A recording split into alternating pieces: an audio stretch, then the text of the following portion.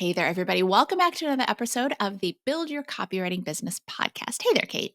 Hello. Hello. Okay, guys, today we're going to dig into a question that, I was going to say comes up a lot, but I think it comes up pops into everybody's mind at some point, certainly when they're starting a copywriting career, considering starting a copywriting career. And without really even realizing it, though, too, maybe. Yes. I feel like it's one of those insidious questions that we just dwell on without even noticing it. Personally. Mm-hmm.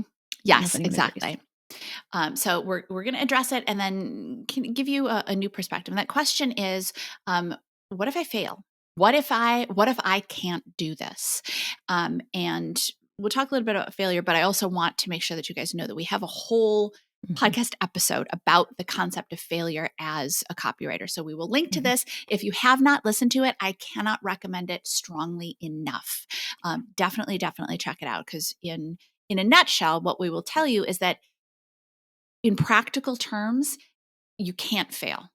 That it comes down to you fail when you give up, but there's no reason that you can't be successful as long as you keep taking action and refining and all that kind of stuff. But let's set that aside for a second, because that's the logical, but there's the emotional, right?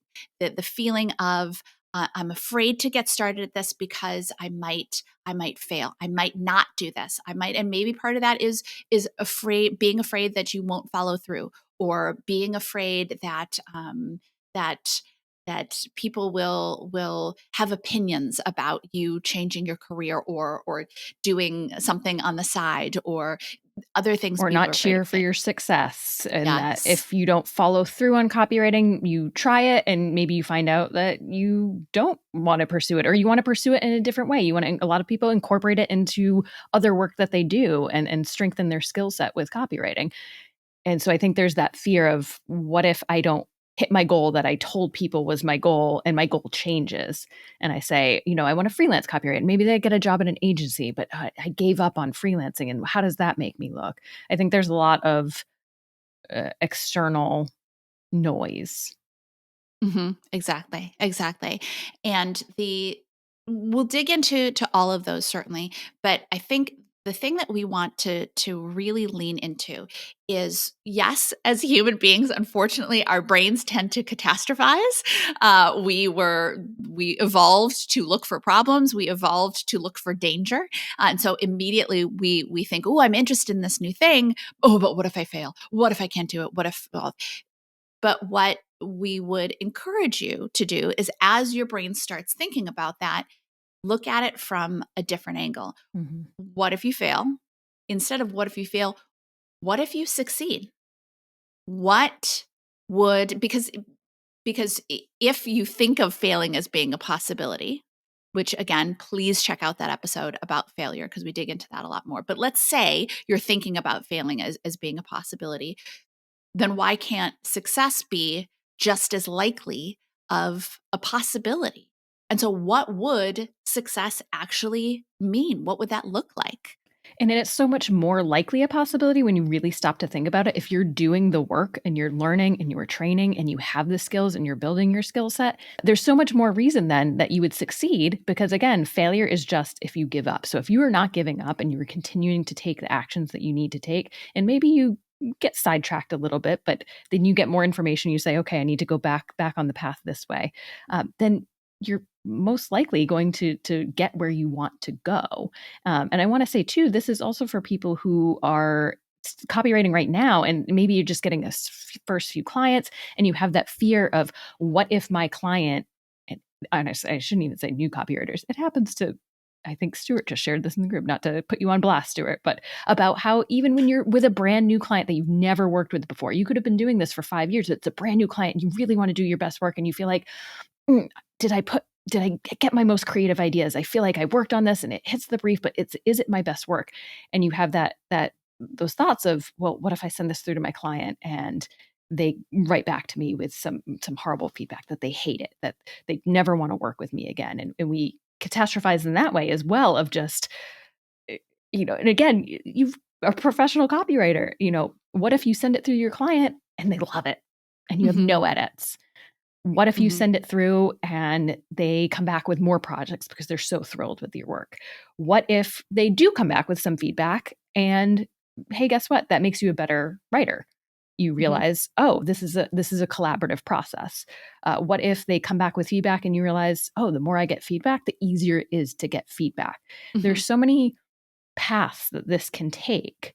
And I think too often we don't stop to explore those paths. And I think one of the best ways to do that really is to pull up a Google Doc, journal if that's more your thing, with pen to paper, and say, okay, I'm noticing, start to notice yourself going down the route of catastrophizing and saying, okay, all these negative what if, and start writing down the alternate version of what if. And it doesn't even have to be the most successful thing either. It doesn't have to be the grand, what if my client comes back and gives me a bonus of $500 or whatever, which would be wonderful. And maybe they will. Great. But it could also just be a more benign thing. What if my client, hey, they don't seem super excited about this, but they liked it and it did what it was supposed to do. Mhm. Cool. Mhm. That's Exactly. great. Well, and I think something to keep in mind is that if you are listening to this or you are watching this, um, you are very likely, if not 100%, if I'm not 100% certain that you are, a high achiever. And Mhm. the reason that I can say that is because high achievers are the people who are interested in bettering themselves and bettering their lives. There are, and maybe you're so used to it, you don't think that there are other people like this, but there are a lot of people, maybe even most people, who don't think about improving themselves, who don't think about improving their lives, who don't think, I don't really like the career I'm in right now. What else can I do? There are a lot of people out there who don't do that. So the people who do that are the people who care about themselves, who care about their lives, who achieve things and who want to achieve things. Unfortunately, the other thing, being a high achiever is fantastic. Unfortunately, the other side of that, high achievers tend to hold ourselves up to high standards, which Mhm. means we're also much more likely to worry about failure, to count small setbacks as to call a small setback a failure. Like we were talking about earlier, sometimes students, there's a reason that we give you lifetime access to the Comprehensive Copywriting Academy, because life happens.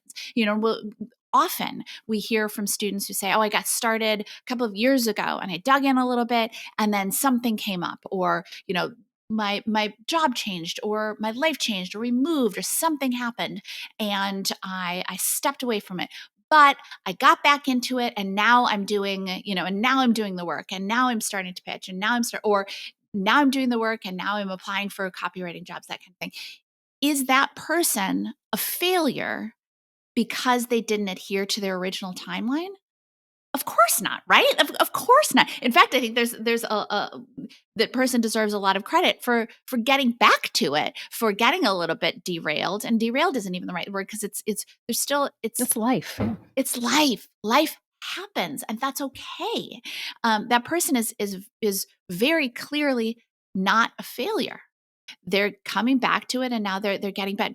But I think that we can hear that and we can say of course that person is not a Mm. failure, but we might be so much more likely to consider ourselves as having failed, you can't see me if you're listening to the podcast, put it Air in quotes, quotes. air quotes, quote unquote, failed for not having adhered to our original plan.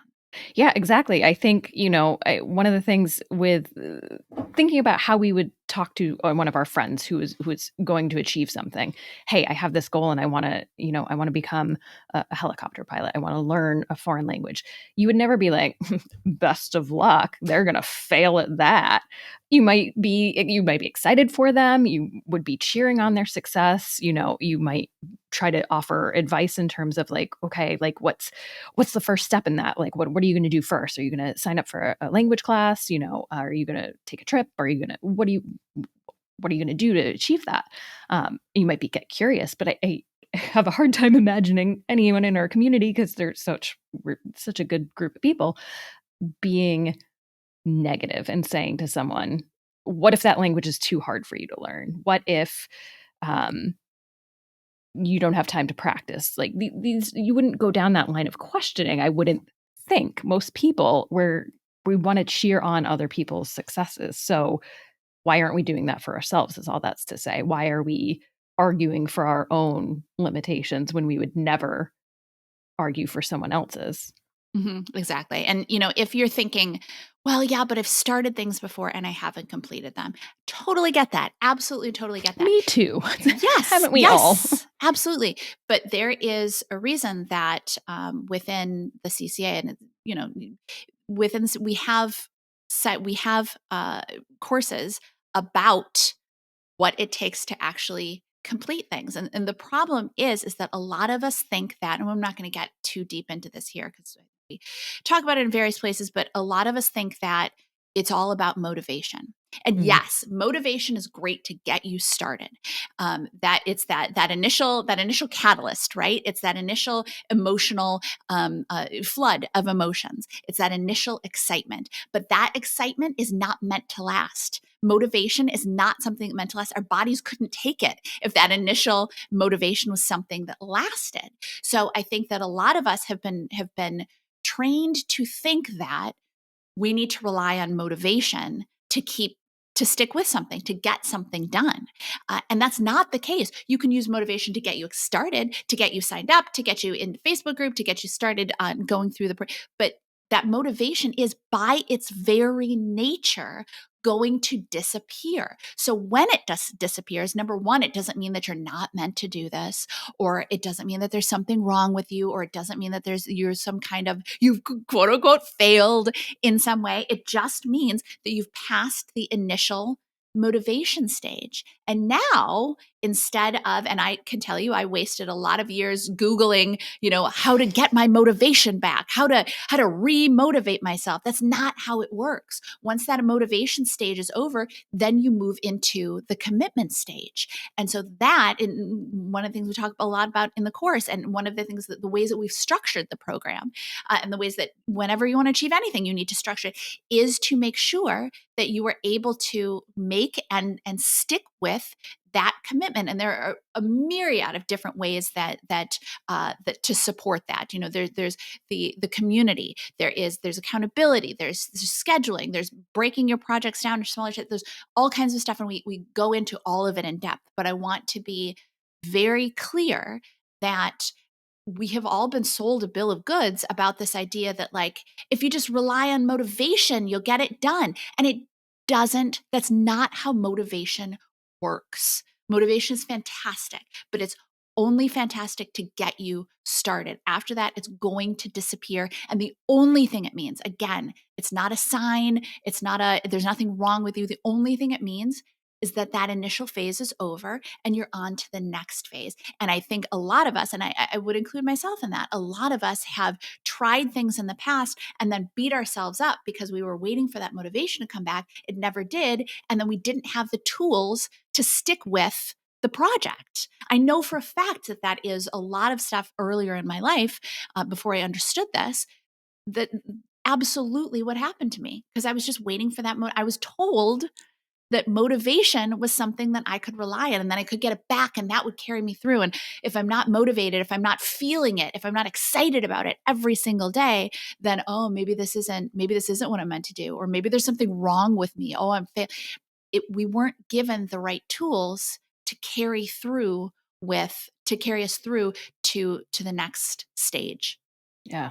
I think thinking of that concept, and a concept we've kind of been sold of what's supposed to happen or whatnot, is success, the idea of success, that we've been told this is what success is supposed to look like. And I think especially in the age of social media, where you see only the highlight reels, you see all the good things, you see successes that you might not even want, but then just on a subconscious level, it starts to infiltrate you and you're like, is that my definition of success? And I think we get muddled of what success really means to us. And I think we talk about the big why a lot, because that fits in of why do you want to do this? Is it to make a certain dollar amount? Great, absolutely. But deeper than that, is it to spend more time with kids? Is it to go on vacation more often? Is it to be able to work from your kitchen table? Is it to be able to pick up your kids when they're sick at school, or stay home with them at school when they're sick from school?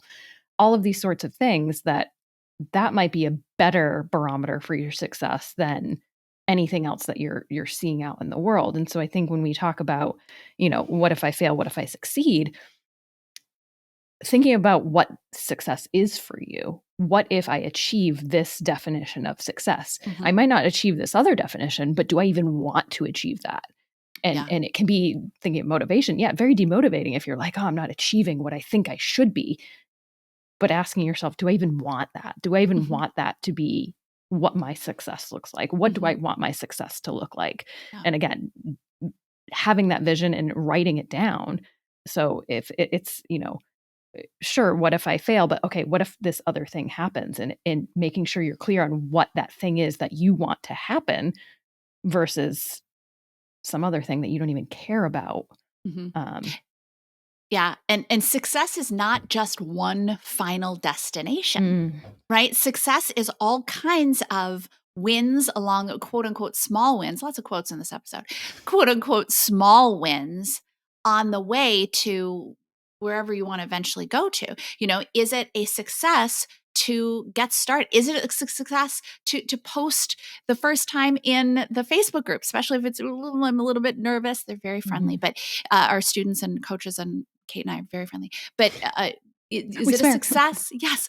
Is it a success when you finish going through the foundations course? Yes. Is it a success when you put up your website, when you follow all the steps that we give you and you get feedback in the coaching calls and you put up your website? Is this a success when you pitch your first client, when you have your first $1,000 month, when you have your first $2,000 month, when you have your first $5,000? Are all of those successes?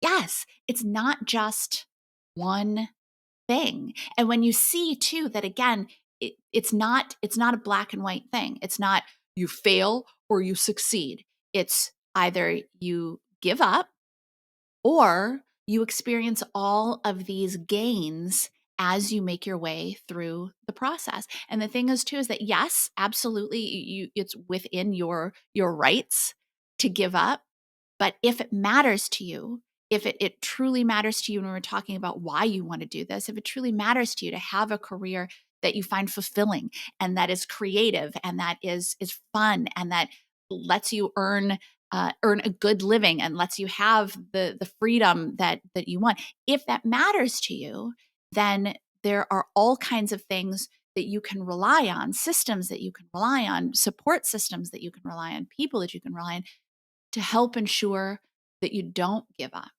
And when you look at it that way, it's not, what if I fail? It's, how can I help ensure that I don't give up? And then what are my successes going to look like? Yeah, and I think one of the other things that's helpful too is to uh, uh, think a little closer to right now versus so far out Mm, into the future. I think when we yes. look so far out into the future, we're trying to predict things that we can't possibly predict. And I think if you listen to any of the student stories on the podcast, one that comes to mind is Carly. Carly set out to become a copywriter, which she did. But then she saw a posting for a social media manager. I think it started as an internship, and now Mhm, she's social media intern. Anyway, mhm, she's now a social media manager. But that's it. She saw an opportunity that she was intrigued by and thought, "Oh, I'm interested in this. Let me pursue this." And so she pursued this opportunity that she probably couldn't have predicted necessarily before she pursued copywriting that she might necessarily be interested in. Or Tyler, who I think is now working, he's using copywriting, but I want to say he's a communications director or manager or something like mhm. that. And so all of these paths, you can't predict where the path is going to go, is all that's to say. So I think when you think too far out in the future, you don't know. You don't have enough information yet. Not enough things have happened in Mhm. life. Things are going to come your way. Things are going to change. You're going to learn more. You're going to have more opportunities. And as you see and identify those opportunities, you might use that copywriting skill set in a different way, but it might not have been the kind of quote unquote, another quote, success that you originally set out for. If it was, I Mhm. want to become a copywriter, maybe that's the path, that how it starts, but maybe all of these other opportunities open up for you and you Mhm. decide, oh, okay, this is actually what I want to pursue with this new copywriting skill set. Yeah. And for many of you, yes, it will be working as a copywriter and becoming a copywriter, but it might be, oh, I discovered I liked these clients that I didn't think this industry, or I liked writing in this medium that I didn't think I would necessarily like writing in. And so focusing a little bit closer to, okay, what do I need to do right now? What is my goal right now? What is my next step right now? And then just being open to the possibilities of what might come your way. Yeah. Be open to serendipities, be open Yes. to fun surprises. I mean, how many students have we talked to who said, I wasn't expecting to do this, but then I saw this job posting, or I kind of thought I would head in this direction and then I headed in this direction. Yeah. I And thought I'd be they freelance are and then I love working on staff. exactly. Or Or I vice thought I'd work on versa. staff. Exactly. Or I thought I'd be a copywriter, but I discovered the communications manager, whatever. But you can set yourself up for those possibilities by taking action and acquiring the skills that make you accessible for these possibilities. Because the possibility of getting into, getting a communications manager or social media manager, that wouldn't be available to you if you hadn't taken the steps to learn copywriting. It's a valuable skill set no matter what, quite frankly. But by taking that, and I don't even want to say taking that first leap of faith, because it's not a leap of faith. Kate and I will tell you, we are not big fans of leaps of faith. That leap and the We net like will having appear. nets. Yeah, I think it's the worst maybe piece a of backup advice net. anybody will give you. Yes, do not leap. Make sure to take the ladder. You have the ladder, right? But you have to take those steps and continue to take those steps. And when you're feeling a little unsure, which by the way will happen, self-doubt is a natural part of the process. I would be very concerned if a student told me, no, I've never had any doubt at all, or I've never been at all nervous in this process, or I've never at all felt like I was getting a little bit outside of my comfort zone. I would be very concerned about that student, because you're starting a new career. You're evolving into a new version of yourself, and that's going to involve getting a little outside of your comfort zone here and there. It's going to involve doing new things. A new career, a new version of you is going to involve doing some new things. But again, when that happens, when you start to feel a little bit nervous, or when you start to feel a little bit self-doubt, we talk a lot about resistance in the course, when the resistance starts to kick in and go, well, maybe you should just go back to your old, because it's going to come up. That's what our brains do. Then you lean on the resources that we've built in to keep going. And you reach out to the community. You hop on a coaching call and you ask questions. You go through the courses that we put in, because we know this is going to happen. Reach out and get that support to get through it, because self-doubt does not, the only way that self-doubt lasts forever is if you stay in it. If you don't do anything to get yourself out of self-doubt. But there are tried and true steps that you can take to get yourself out of that self-doubt and get yourself onto the next step. But the only way that stays in, and unfortunately, I think there are a lot of people that stay in that try something new, they experience self-doubt, and then they spend all of the rest of their lives in that self-doubt about that particular area, and they never move forward, and they stay there. And that does not have to be you, because there are ways to get out of it. A lot of stuff to dig in here on today. A lot of stuff to maybe think through. I'm hoping that you got some new perspective on a couple of different concepts, and also too, I'm hoping for students that maybe this was a good refresher. If you are in a stage of your business, maybe you're a student who is making $5,000 months, and you're thinking, all right, I need to expand a little bit. I need to start working on bigger projects or with bigger types of clients. And you're feeling that self-doubt, because yes, it will come up at various different levels. It will come up when you're getting started. It will come up as you're increasing. I've been in business now I've been a marketer, a copywriter for 20 years. I've been running this business for 11, 12, and it still comes up.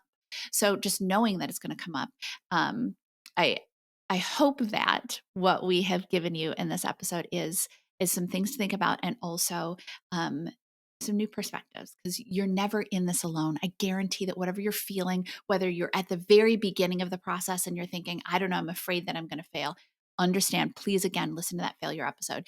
But you are not alone. Every single person, first of all, every single person that is a successful copywriter now started in the exact same place, knowing nothing about copywriting. No one is born knowing anything about copywriting. So if that's where you are in excellent company, because it's exactly where everybody who is a successful copywriter now, or who is a student now, who's working their way, everybody started in that same place. So your experience, it often our emotions feel like we're the only person experiencing it, right? Like experiencing that self-doubt, experiencing that fear. You are not the only person, but it will feel like you're the only person as long as you just stay within yourself and you don't share that experience. Because when you share that experience, when you're in like our student only Facebook group and you say, hey, feeling a little bit off today, then you give other people the opportunity to support you and say, oh my gosh, I felt like that too when I was first getting started. Stick with it, because even something as simple as that can be a reminder that, number one, we're not in it alone. Number two, our experience is not unique. And number three, that we can do this. So that is what we have for you today. And again, we hope it was helpful, and we'll catch you in the next episode. Bye, everybody. Like what you heard? Hit subscribe so you never miss a video. And if you're ready to take the first step toward becoming a copywriter yourself, sign up for a free video training right here.